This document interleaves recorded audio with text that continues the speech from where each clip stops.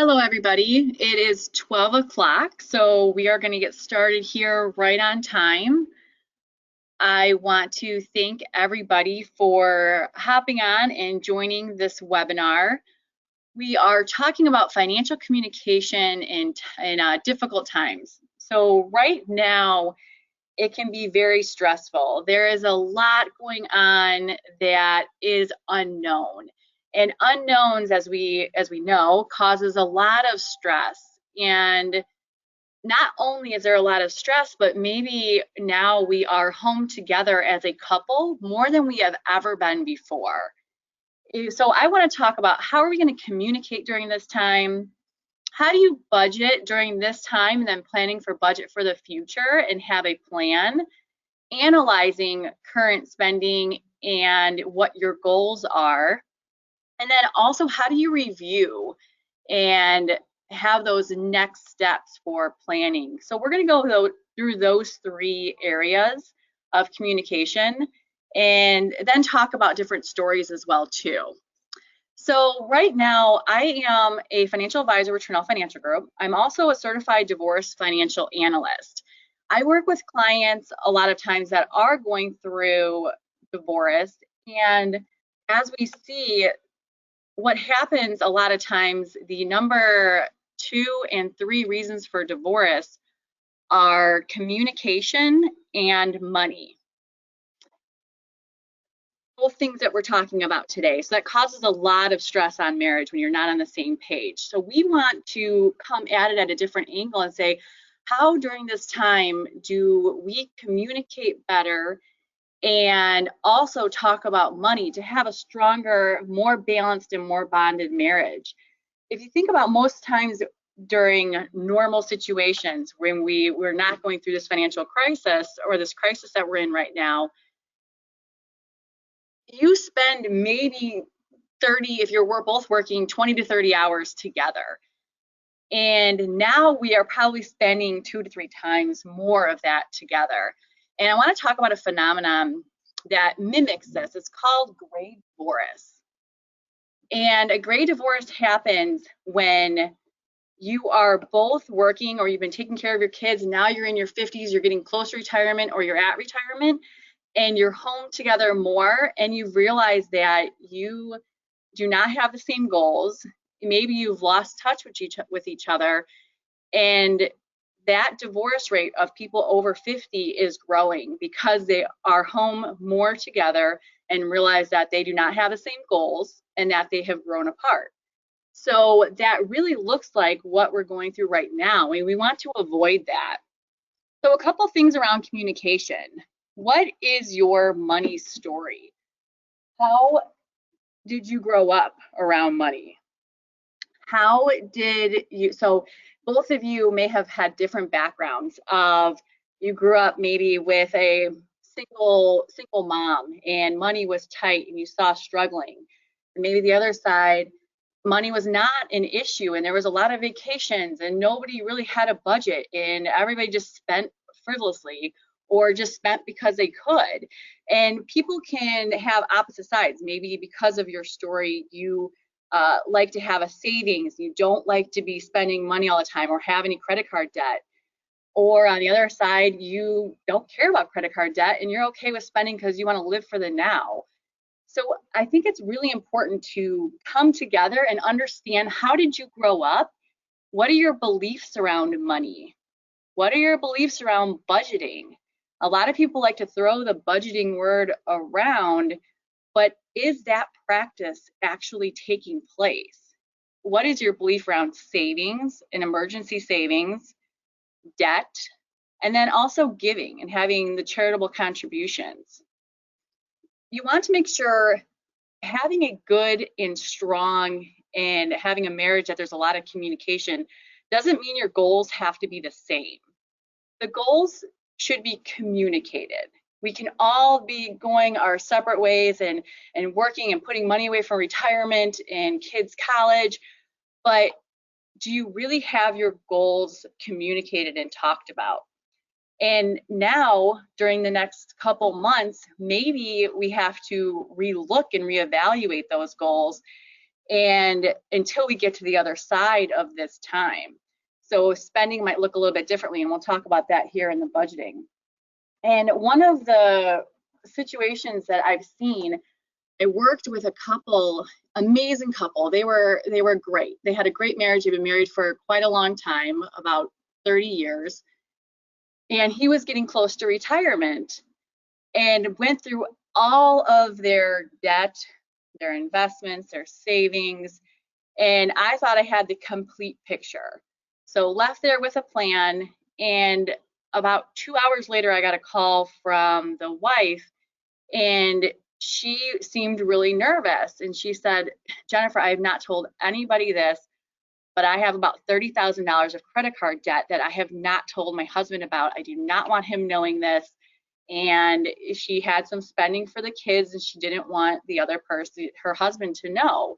So they had a really strong marriage, but I want you to think about what that does to your communication in the marriage. So even though they're not on a path for divorce, how does that secret or hiding that or being afraid that you can't tell the other person? So what I look at is like, if we can just have this conversation, so maybe there are some things that are going to cause short-term pain, but for the long-term goal, you're going to move forward and be stronger as a couple. I just one story that it's just sometimes if you're going on and you're working and you're not taking that time to sit and pause and talk about what the goals and what the budget is, things can get a little bit out of hand, and then how do you communicate? And we're here to help. We worked through that. Everything is good, but look at that strain that caused. And I wanted everybody to kind of hear that story. So talk about budgeting. I said people will talk about budgeting. I think very few people actually do budget. And it's the old adage of tell your money where it needs to go, or it's just going to go. How many times have we had a set of money or a month that went by, we said, what happened? I can't believe I went out to eat that many times, or the gas was, more over budget than we thought. So it's really important to sit down and analyze. So the first thing you need to do is at this time is see where your spending was. So looking back a month and looking at where were you spending on groceries, eating out, entertainment, like going to the movies or vacations, and looking at the gas and how much you were spending when you were traveling to work. Maybe you're not traveling as much, but look at all that spending of where was your money going, and having a real clear picture on analyzing that of your spending habits. And then looking at the next couple months, how is that going to change? So getting a really good handle on the what actually happened, and then what does that look like? So saying, hey, we're going to spend this much on groceries. And also, when we can't control things that's going on out for the health and what's going on out in the world and maybe our job, we want to look at what's reasonable for getting your food and making sure you're getting things that aren't going to be thrown away later. So really having a good set amount of like, okay, what is reasonable, and going into the grocery store with that mindset of a plan. And how are you going to meal prep, and what are you going to be spending on? So right now it's super easy to go on. All the movies at AMC are right at the fingertips, and it's $20, but how many movies can you watch? You watch a movie every night, that can add up. So it's okay to do that, but what is your plan? So for these next couple months. So how did that compare to what you spent here maybe in February, and looking at what your goal is, and then knowing how to move forward when we get to the other side of this. So that's the spending habits. So really getting a good idea of what are both of your thoughts and communication around how much you're spending on groceries, to feel comfortable, how, are we getting food out so we can support people in the community, but how much do we spend on that? And then looking at how are we planning out our meals, and then if there's any extra money, like things maybe you're saving on gas right now. So a couple of things also I wanted to talk about budgeting is it's a good time to have a debt review. So having columns for your fixed debt, like your mortgage payment, and then variable debt like credit cards, and then short-term and long-term debt. So having those categories laid out, where can you maybe refinance and cut an interest rate? Having a really good handle on where the credit card debt is and what your interest rates are on those. And can you do anything to consolidate that and bring in cash flow? And they talk about the snowball effect of, so say you have everything laid out and you're like, I got to get a handle on this debt. You guys come up with a plan of paying the smallest payment first, or the smallest, and getting that debt paid off, and then taking that payment and rolling it to the next level of debt. And getting that underway, having a plan and working together really brings your marriage closer. Couple things, I have another story about subscriptions. I was talking about this, and $10 here and there seems like nothing, but we forget. It's so easy with our phone to sign up for all these different games for our kids, or in this case, I had somebody come to me, one of my friends, and said, you talked about subscriptions, and I was like, oh, that's no big deal. And then I looked at everything and I said, me and my husband both have Amazon Prime. That's $99 each of us are spending a year. Why can't we just have one account? And that would save $100 right there. So all these little things add up. So now is a good time to look and say, hey, should we look at our cable and see if we can save money there? Where are we having money go for maybe a workout plan or whatever the case is, and cut that and save money? Every little bit helps. So I talked about having maybe extra money during this time, and we're talking about a savings mindset. Right now, it's more important than ever to look at what your emergency fund is. If you do not have an emergency fund, you are not, you're in the majority, but that doesn't mean that it's right. It means that we need to change it. So what is the right emergency fund for you? I don't know, but it's a lot of times the rule of thumb is 6 to 12 months of living expenses and monthly expenses. And if you have an emergency fund, a lot of times you don't need to dig into it. And if you do, then it's there for a reason. But when you don't have an emergency fund, if you think about if you paid off a credit card and you're like, okay, I'm good here, but then something happens and you have to put more money back on that credit card.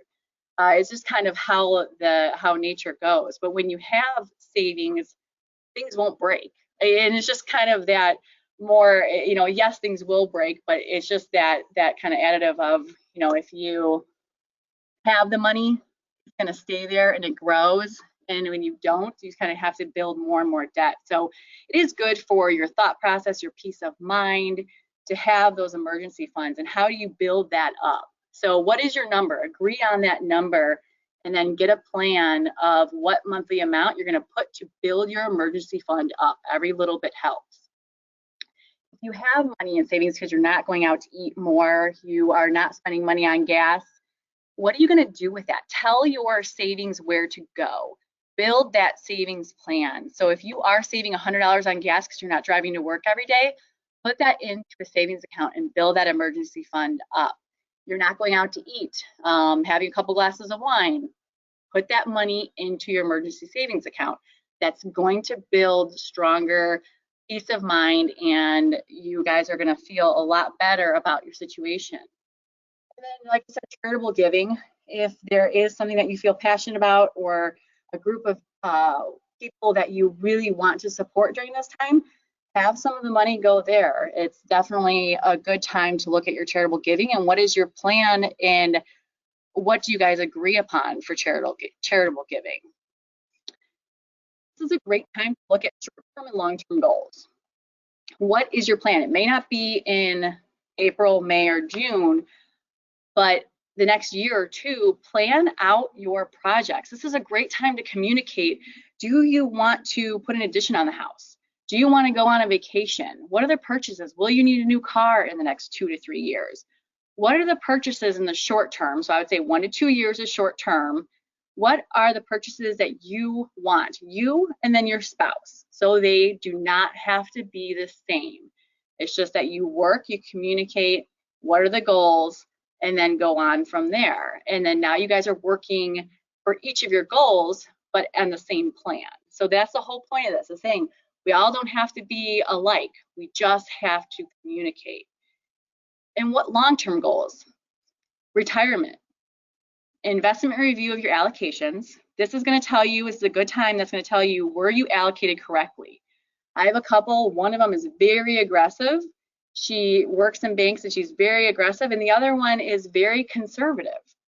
And when they come together, she knows that she's getting closer to retirement. She can't be so aggressive, and he wants to retire early, and he can't be so conservative, or he doesn't want to be anymore. So they've worked with me to really come to a middle path of, here's your retirement plan, here's your retirement plan, but how do we get them to work side by side together? And we reviewed their goals, and now they're on the same page going forward.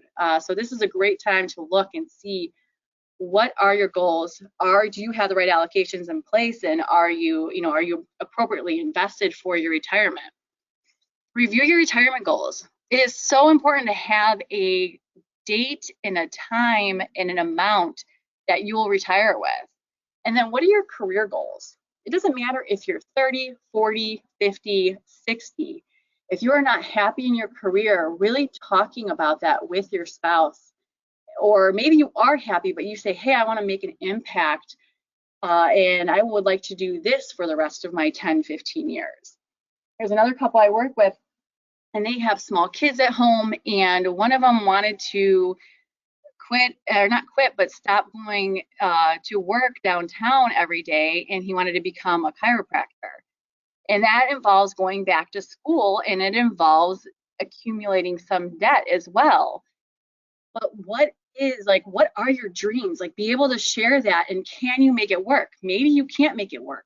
Maybe you can get a time frame, but can you imagine getting to retirement and saying, hey, I wish I would have done this, or X, Y, and Z, and your significant other says, well, I would have been so supportive of that. You should have done that.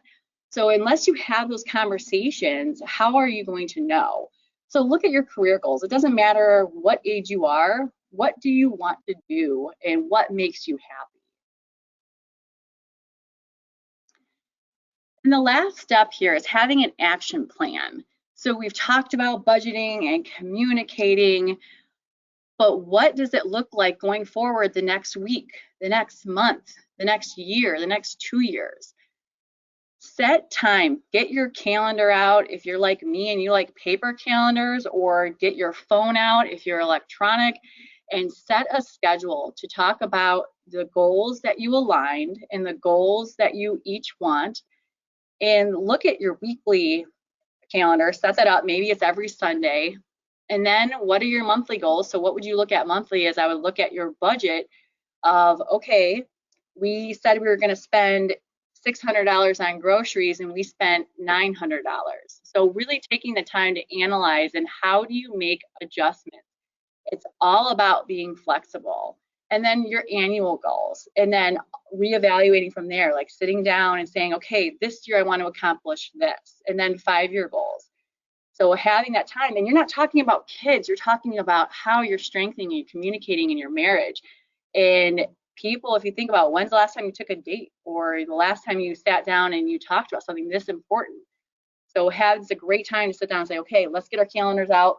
Let's take a half hour, and let's plan out the year of when we're going to talk about our goals and our budget, and analyze everything. Be intentional about your time. Be intentional about saving, and about paying off debt, and about communicating with each other.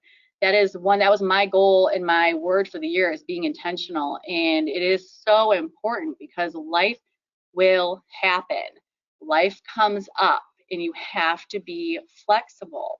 So yes, you didn't meet it, but it doesn't mean that your budget is gone for the next year. It just means, okay, let's analyze, why did this happen? And then look at, it's kind of like a SWOT analysis for your own budget, but look at what can come up to prevent you from staying on track. Do you have a birth happening, or do you have kids going to college? Is there any medical? Like, what can you think of that can prevent you from staying on track? And so what are the threats there, and how would you plan around that? Looking at those goals ahead of time and looking at what can prevent will also strengthen your communication as well. So that is what I had for you today. I wanted to give you the action items and talk about budgeting, and I want to open it up for questions on what do you have for me that I can answer?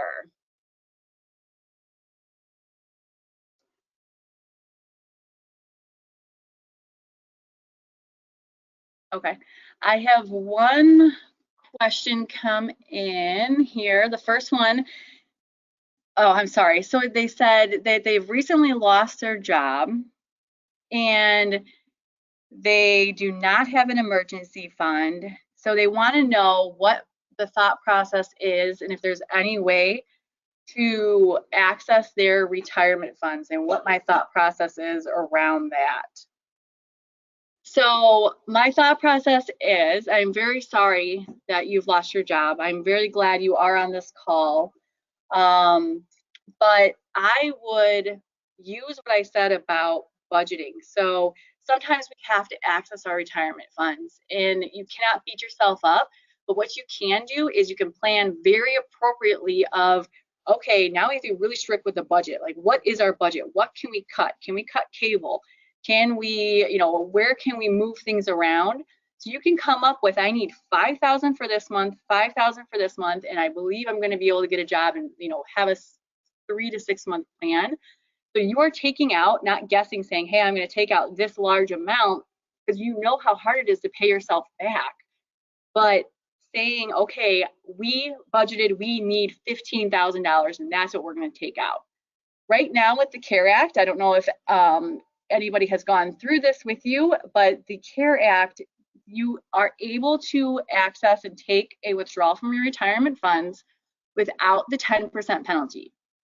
In most cases, they want to penalize you for taking money out of your retirement because they want you to fund your own retirement. So there's a 10% penalty if you're not 59 and a half. And there's other cases you have to talk to your tax advisor, but most cases there's a 10% penalty. Right now that is waived, and the taxes you have to talk to your tax advisor, but most times can be spread out for 3 years. But like I said, every situation is different. You need to talk to your tax advisor.